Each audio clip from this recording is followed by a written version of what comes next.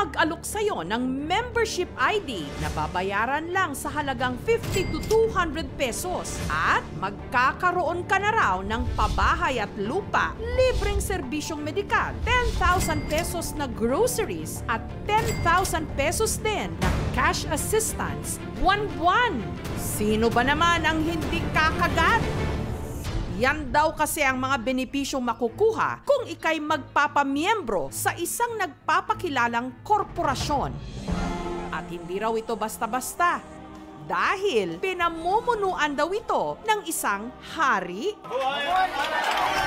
Ito ang UTIHC o Universal Tribes International Holding Corporation na tinatayang 1 milyon na raw ang mga miyembro at karamihan mula sa mga probinsya ng Visayas at Mindanao. Nag-inganyo man po ko, kay gwapo man po siya o ka ng mga benepisyo nga gihatag. Ang nagpapakilalang hari o leader ng grupo, si Edgardo Los Baños, na tinatawag din nilang HMJPRMA. Ito po ay descendants, tagapagmana po, apo ng Dr. Jose Rizal. O His Majesty Jose Protasio Rizal Magpantay Adlaw. Laging may korona at kapa. At may sarili pang mga bantay o marshals. Kung may hari, syempre, meron dapat reyna, ang live-in partner ni Edgardo na si Teresa. Si Edgardo, nagpapakilala raw na graduate ng architecture sa UP o University of the Philippines, habang ang kanyang reyna, isa naman daw, propesora. Siya ang hari, inihintay niya lang na koronahan daw siya. Hindi raw mahigpit para sa mga interesadong maging member. Pero lahat ng kanilang ipinangakong benepisyo, makukuha lang daw kung meron kang membership ID na 50 to 200 pesos nga ang halaga. Sa 1,000 na tao, 100,000 na ang nalilikom ko. Kahinaan pa yun ng ID. Yan lahat po yun inaabot ko sa kanya. How much more na dumami ngayon? Kung sa may 1 million tao ka na, 1 billion na ang hawak niya ngayon pera. Di pinayaman niyo siya. Once na matapos po namin ang kamahalan yung gagawin, pagpasok po ng pondo para sa project, automatic meron din kayo. May benefits na kayo.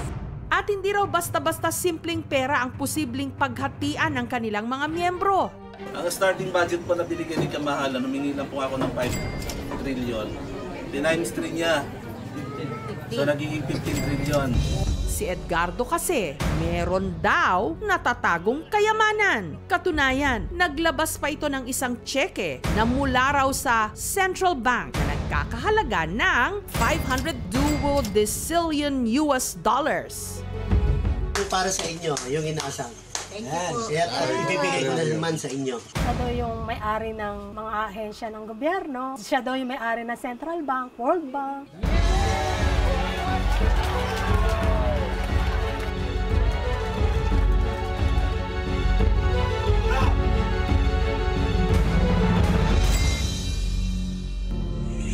Sa kabila ng ipinoprontang yaman, paano ang mga nagpakilala mismong mga opisyal ng samahan lumutang para sabihing ang ipinapangakong kaginhawaan, isa lang daw kasinungalingan?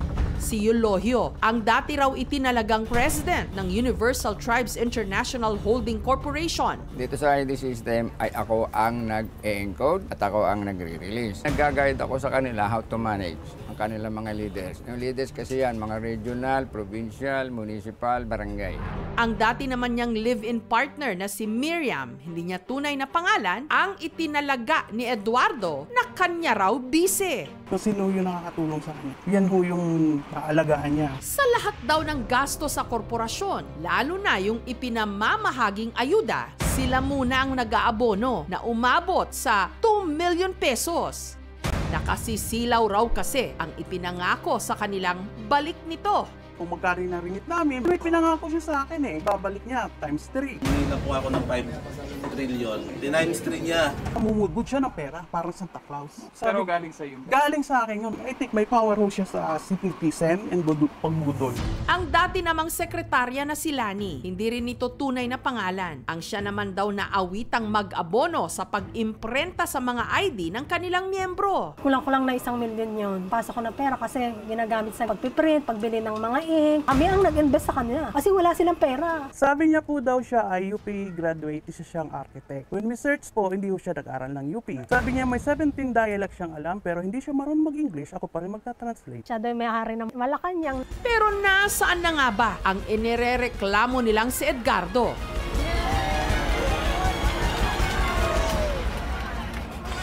Sa pag-iimbestiga ng aming team, nakarating sila sa UP campus sa Quezon City. Kilala niyo po itong lalaki? Dito raw po nakatira yan. Responyas nga sa bahay niya, nandun sa kabila. Ito po yung bahay ni Edgardo. Ngayon po, asan po? Hindi na po siya dito. Alam ko, nasa Cavite siya. Hanggang sa nakasalubong nilang lalaking ito na kapatid daw ng hari na si Edgardo, si Lito. Pag umupunta sila niya, marami sila kasi mga 15, 20, siyempre, yung mga taga-lugar namin na nagtataka niya bakit may ganun. Pinabarangay ko yun, para nawala yung hindi sa bahay. Wala raw siyang kaalam-alam sa isyong kinasasangkutan ng kanyang kapatid. Alam niyo ba, sir, na nagpapakilala si Edgardo bilang hari daw, tsaka reyna niya itong Teresa? Hindi ko po kasi alam kasi hindi ko kami nag-uusap niya dahil hindi kami magkasundo niyan. Hindi ko alam. Itinanggi rin niyang ang kanyang kapatid ay isang arkitekto at ang live-in partner daw nitong si Teresa, hindi raw propesora, kundi street sweeper. Kilala niyo po itong babae, Teresa Los Baños? O parang taga-walis yan dati, naka-uniform ng dilaw yan. Nagtitinda yan, yun doon sa may loob ng UP.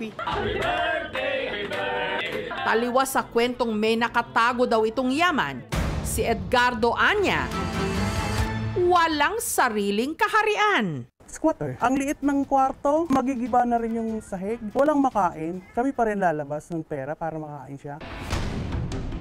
Subdivision, sir, baka may nadadaanan kayo, ganyan itsura. Hindi po ganyan nangyari na mga subdivision. Sa pagtatanong-tanong pa ng aming team, nahanap nila ang sinasabing bagong opisina raw ni Edgardo sa Cabanatuan sa Nueva Ecija. Sa gate ng kanilang compound, mapapansing may proposed plans. Plano raw sana nilang magtayo rito ng Eco Farm Resort.